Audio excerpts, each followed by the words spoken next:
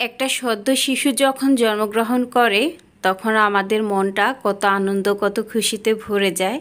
আমাদের আত্মীয় স্বজন সহ সবাই কত না খুশি হয়। আবার আমাদের যখন যাওয়ার বেলা হয় তখন কিন্তু সে আমাদের আত্মীয় স্বজন পাড়া প্রতিবেশী সবাই কিন্তু অঝরে কেঁদে আমাদেরকে বিদায় দেয়। পৃথিবীতে যখন আসি আমরা কত পরিশ্রম করি, কত কষ্ট করি, কত কিছু করি একটু সুখে থাকার জন্য, কত অন্যায়ের সাথেও নিজেকে জড়িয়ে নিই অনেক বেশি অর্থ উপার্জনের জন্য। কিন্তু সময় শেষে যখন আমরা চলে যাই তখন কিন্তু শূন্য হাতেই যেতে হয়, কিছুই নিয়ে যেতে পারি না। কিন্তু আমাদের সাথে যেটা যায় সেটা হচ্ছে আমাদের ইবাদত, সততা।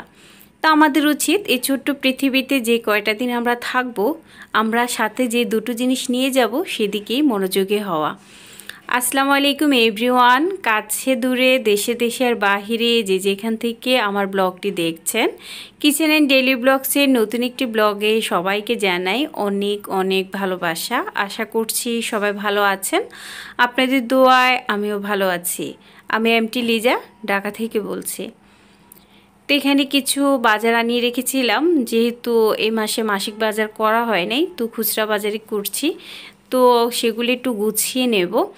আর এটা কিন্তু একবারে সকাল সকাল, তো দেখা গেছে কাজকর্ম আসলে যদি একটু সকাল সকাল করে নেওয়া যায় তাহলে আমার কাছে সব সময় ভালো লাগে।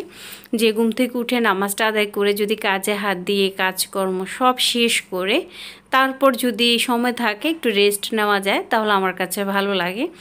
দেরিতে কিন্তু কাজে হাত দেওয়া বা দেরিতে রান্না করা এই জিনিসটা আমার কেন জানি না কখনোই ভালো লাগে না। আমার কাছে মানে মনে হয় যে আমার মানে কি যেন রয়ে গেছে, যেন অনেক কাজের চাপ আছে মাথার উপর, এরকম মনে হয়। তো অনেকেই দেখি যে দুপুরে রান্না করেন, তো আমার কাছে কেন জানি না দুপুরে রান্না করাটা একদমই ভালো লাগে না।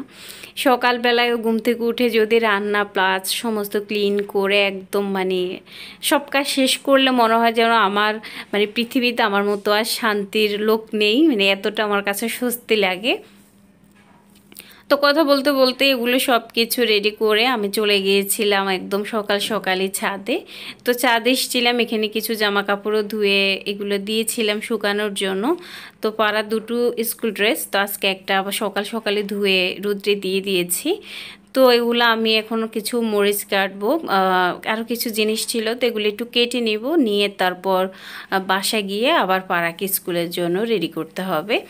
তো আমার কাছে খুব ভোর ভোর উঠতে ভালো লাগে, আবার ভোর ভোর কাজকর্ম শেষ করতেও ভীষণ ভালো লাগে, কারণ আমার হাতে যেটুকু সময় থাকে ওইটুকু সময়ের ভিতরেই সবগুলো কাজ যেন করতে পারি সেটাই দেখি।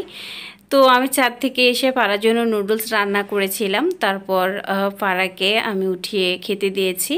তো প্রতিদিন স্কুল ড্রেস পরে তারপরেই খায়, তো আজকে আর ড্রেস পরা ছাড়াই খেতে বসছে। আর আজকে শরীরটাও ভালো ছিল না, জ্বর সর্দি আজকে অনেক দিন থেকেই আছে। আসলে আমার মেয়েটা ভয় পেয়ে গিয়েছিল ওই দিন, ওর নানু তো নাই আজকে দীর্ঘদিনই। তো দেখা গেছে আমি ওর আসার যে সময়টা, ও তো স্কুলে গাড়ি দিয়ে আসে, তো ওই সময়টা তো আমি জানি, তো আমি ওই সময় একটু নিচে গিয়েছিলাম, ভাবছিলাম যে আমি ওর জন্য কিছু খাবার আনবো আর আমার কিছু জিনিস আনা ছিল, তো ওগুলো আনবো। ওরও মানে ওই সময় ও আসবে, একসাথে বাসায় ঢুকে যাব। তো আমি নিচে গিয়ে ওর যেখান দিয়ে আসে ওখানেই সব ছিল, তো ওখান থেকে আমি জিনিসপত্র কিনতে কিনতে ও যে কখন চলে আসছে বাসায় আমি খেয়ালই করি নাই। বাসায় এসে তো কলিং বেল যতই দিল কিন্তু আসলে কোনো বাসার ভিতর থেকে তো কোনো রেসপন্স পাচ্ছিল না।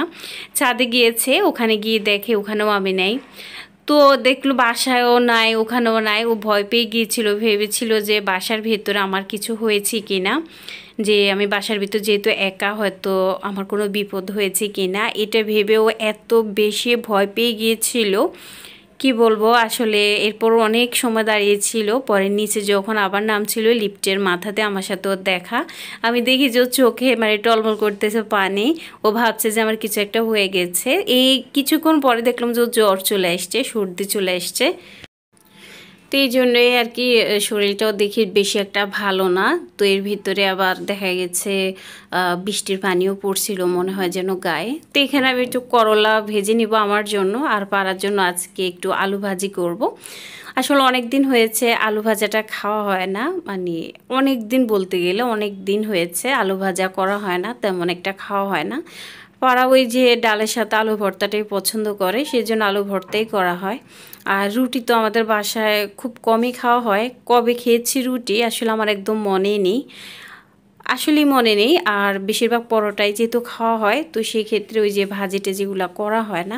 তবে করলা ভাজাটা আমার সবসময় খুব পছন্দের, তাই বেশিরভাগ সময় বাসা করলা ভাজিটা আমি করি, কারণ করলা ভাজি না হলে আমার ভালোই লাগে না। কার কেমন লাগে আমি জানি না, তবে আমার হাতের করলা ভাজা কিন্তু তেতো হয় না। করলা কাটটা কিংবা ভাজা কোনোটাতে তেতোটা হয় না। তো করলা ভাজি করব, আর ওর জন্য একটু আলু ভাজি করব, আর রসুন মরিচের ভর্তা করে রেখেছিলাম। তো ওটা দেখা গেছে খেতে যতটা মজা, আবার কষ্ট আছে, পেট জ্বলা বুক জ্বলা সবই সমস্যা। বাসা আসলে একজন মানুষ না থাকলে বাসাটা ভীষণ খালি খালি লাগে। তো মা যেহেতু অনেকটা দিন নেই, তো বাসার ভিতরটা খুব বেশি অস্থির অস্থির মনে হয়, বাসার ভিতর কেমন যেন একা একা ফিল হয়।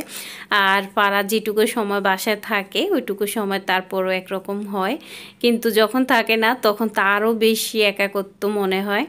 আর এছাড়া আপনাদের ভাইয়া যদিও ফোনে অনেক কথা বলে, কিছুক্ষণ পরপরই চেষ্টা করে আমার সাথে সবসময় ফোনে কথা বলার, কিন্তু তারপরও আসলে খুব একাকত্ব লাগে নিজের কাছে।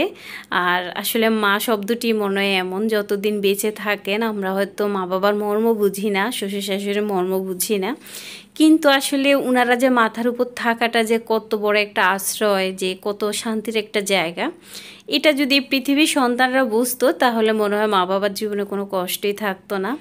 তো আমি আলু ভাজিটাও করে নিচ্ছি, আর দেখা গেছে এটা পাড়া ভাতের সাথে খাবার, আমরা পরোটা দিয়েই খাবো, অনেকদিন যেহেতু খাওয়া হয় না।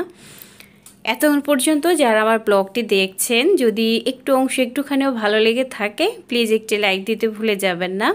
আর আপনি যদি আমার চ্যানেলে নতুন হয়ে থাকেন প্লিজ আন্তরিকভাবে অনুরোধ করব সাবস্ক্রাইব করে বন্ধু হয়ে পাশে থাকার জন্য। পাশে থাকা বেল আইকনে ক্লিক করে অবশ্যই কিন্তু অল বাটনে ক্লিক করে দিবেন, তাহলে আমার যে কোনো ভিডিওই আপনি পেয়ে যাবেন। সবাই ভালো থাকবেন, সুস্থ থাকবেন। আল্লাহ হাফেজ।